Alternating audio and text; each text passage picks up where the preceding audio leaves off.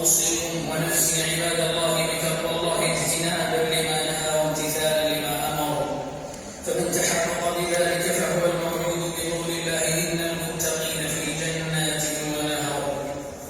أيها المسلمون، ذكر الله سبحانه هو أفضل الطاعات وأشرف القربات ولب العبادات، وهو الذي من أجله شرعت الشعائر، كما قال سبحانه: إنني أنا الله لا إله إلا أنا فاعبدني وأقم الصلاة لذكري. وقال عليه الصلاة والسلام: إنما جعل الطواف بالبيت وبين الصفا والمروة ورمي الجمار لإقامة ذكر الله، أي ليذكر العباد ربهم بقلوبهم عكوفا على تعظيمه ومحبته وخوفه ورجائه، وبألسنتهم لهجا بحمده وتكبيره وتهليله وتسبيحه، وبجوارحهم عملا بطاعته وسعيا في مراضيه. فلذلك كان ذكره جل جلاله أكبر من كل شيء، كما قال سبحانه: ولذكر الله أكبر. ولقد تواضعت على جلالة ذكر الله وعظيم ثوابه ومحبة الله له ومعيته لأهله أدلة الوحيين، ولا جرم فبذكر الله حياة القلوب ونعيمها وقوتها، وهو قوتها وغذاؤها، وهو حياة الروح وروح الحياة ودليل الإيمان. وإن الإيمان لما كان قولا باللسان وإخلاصا بالقلب وعملا بالجوارح، كان ذكر الله تعالى ترجمانا له ودليلا عليه. ولأجل ذلك جاء الذكر في كتاب الله وسنة نبيه مرادا به مفهوما واسعا يعم اللسان والقلب والجوارح. فأما ذكر الله تعالى باللسان فإنه يتناول تلاوة القرآن في الصلاة وخارجها، والأذكار المشروعة في الصلاة وبعد الفراغ منها، وما أمر به النبي صلى الله عليه وسلم وعلمه وفعله من الأذكار والأدعية المأثورة من عمل اليوم والليلة. ويتناول كل ما عظم العبد به ربه وأثنى عليه به من التسبيح والتحميد والتهليل والتكبير، ويدخل فيه الدعاء وأجله الاستغفار. وقد أعد الله للذاكرين الله كثيرا والذاكرات مغفرة وأجرا عظيما، ووعدهم بالنصر والفلاح والحفظ، ورتب على كثرة ذكره سبحانه من حق الأوزار والخطيئات ورفعة الدرجات وتكفير السيئات ما نطقت به آي الكتاب المبين، وزخرت به سنة يبين عن جلالة ذكر الله باللسان وفضله أن قدوة المؤمنين وإمام المتقين كان لا يفتر عنه، كما أخبرت بذلك أمنا الصديقة عائشة بنت الصديق رضي الله عنهما، ممتثلا عليه الصلاة والسلام أمر ربه: فإن الأمر بالذكر المطلق لم يأتي في القرآن إلا مقرونا بالكثرة، كما قال سبحانه: يا أيها الذين آمنوا اذكروا الله ذكرا كثيرا وسبحوه بكرة وأصيلا. ولذلك أرشد عليه الصلاة والسلام من قال له: يا رسول الله، إن شرائع الإسلام قد كثرت علي فمرني بأمر أتشبث به، أرشده بقوله: لا يزال لسانك رطبا من ذكر الله. عباد الله، متى ذكر العبد ربه بلسانه فهو على خير، ومتى اجتمع له مع حركة اللسان حضور القلب فتواطأ القلب واللسان عن الذكر كان الخير أعظم والفضل أتم، كما أمر بذلك الله سبحانه في قوله جل ذكره: واذكر ربك في نفسك تضرعا وخيفة ودون الجهل من القول بالغدو والآصال ولا تكن من الغافلين. وذلك بأن يتفكر العبد في معاني ما يلهج به لسانه من ذكر الله، ويتدبر بفؤاده مقاصد تلك الأذكار من تعظيم الله سبحانه وتوحيده وإخلاص الدين له في عبادته واستعانته. وذلك هو السبيل القويم والمنهج الواضح الذي يسلك بالعبد إلى ذوق ثمار الذكر الجارعة ويظفره بنتائجه النافعة التامة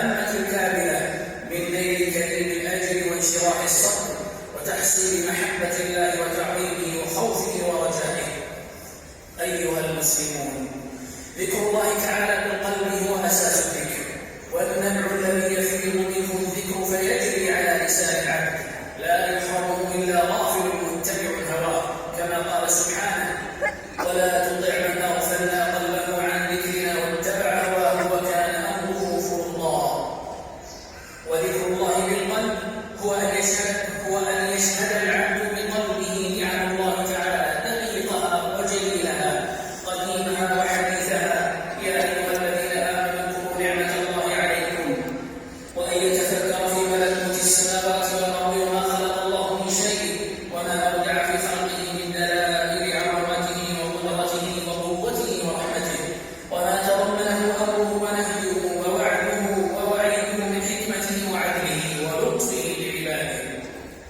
وكل ذلك مما يعمر القلب بحب الله وتعظيمه ويملأ له خشية له ووقوفا عند حدوده، ويحتجز العبد عن محارم ربه ويحرك جوارحه للعمل بطاعته. قال التابعي الجليل ميمون بن مهران رحمه الله: ذكر الله تعالى باللسان حسن، وأفضل منه من يذكر الله العبد عند المعصية، أي فيمنعه ذكر ربه وخوف مقامه من مواقعتها. عباد الله، من ذكر الله خاليا من الناس ففاضت عيناه شوقا إليه أو خوفا منه أو منهما معا فاز ببر العرش والنجاة يوم البعث. قال عليه الصلاة والسلام: 7 يظلهم الله في ظله يوم لا ظل إلا ظله. وذكر رجلا ذكر الله خاليا ففاضت عيناه.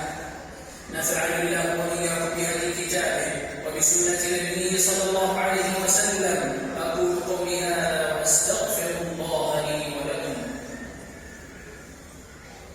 عليه بفضله فواضل إحسانه وبره، من كان أكثر العباد لربه ذكرا وأكملهم له تعظيما وشكرا. أما بعد، فيا عباد الله، إن لجوارح العبد ذكرا تذكر به ربها، وذلك كل ما تقرب العبد به إلى مولاه من عبادة تحتاج إلى عمل أعضائه من صلاة وصوم وحج وعمرة وجهاد وأمر بمعروف ونهي عن منكر وصدقة وإصلاح بين الناس وغير ذلك من أنواع الطاعات. وذلكم الذكر هو ثمرة ذكر الله بالقلب واللسان. فما من عبد ألزم نفسه ذكر ربه بلسانه وقلبه وهو سالك فيه طريقة سيد المرسلين، إذ كانت كل طريقة سواها جهالة وضلالة وزيغ عن الحق المبين. ما من عبد كان في الذكر كذلك إلا أكرمه ربه باستقامة جوارحه على طاعة الله، فيسرها لعمل الحسنات وترك السيئات، فكمل له مقام الذكر على خير ما يحب الله ويرضاه، وكان ذاكرا لله على الحقيقة، موعودا بأتم ما وعد به الذاكرون من فضل الله تعالى وحسن ثوابه ومعيته وذكره لمن ذكره، كما قال جل وعز: فاذكروني أذكركم. وقال سبحانه في الحديث الإلهي: أنا عند ظن عبدي بي وأنا معه حين يذكرني.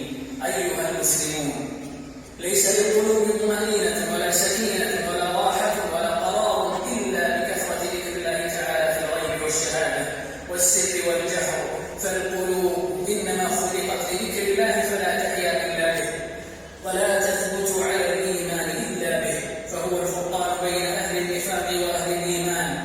قال تعالى: إن المنافقين يخادعون الله وهو خادعهم، وإذا قاموا إلى الصلاة قاموا كسالى يراءون الناس ولا يذكرون الله إلا قليلا. وقال عليه الصلاة والسلام: تلك صلاة المنافق، تلك صلاة المنافق، تلك صلاة المنافق، يجلس يرقب الشمس حتى إذا كانت بين قرني يسلمون.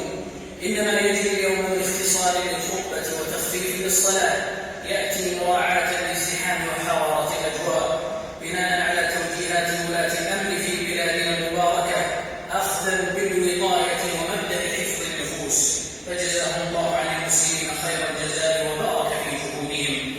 اللهم يا مقلب القلوب ثبت قلوبنا على دينك، اللهم ارزقنا نفوسا شاكرة وألسنا ذاكرة وقلوبا همها في الآخرة. اللهم صل على محمد وعلى آل محمد كما صليت على إبراهيم وعلى آل إبراهيم إنك حميد مجيد.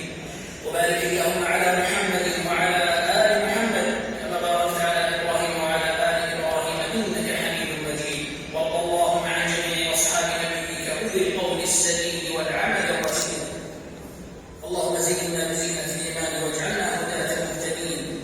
فاطر السماوات والأرض، أنت ولينا في الدنيا والآخرة، توفنا مسلمين والحقنا بالصالحين. اللهم أعز الإسلام والمسلمين وأذل الشرك والمشركين ودمر